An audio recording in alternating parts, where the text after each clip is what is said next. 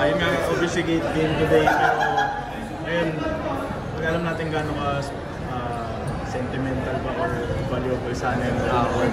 Pero moving forward, paano mo na lang gagawing motivation para translate isa panalo para sa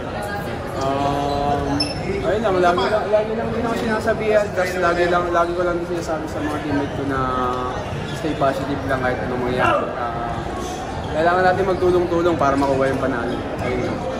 Masasabi mo ba na mas nagiging, kumbaga i-up mo pa yung level ng gameplay mo ngayon sa second round? Sa akin, siguro, mas bibigay pa namin yung todo namin talaga para makabangon pa. Ano yung pinaka natutunan mo mula sa consistency?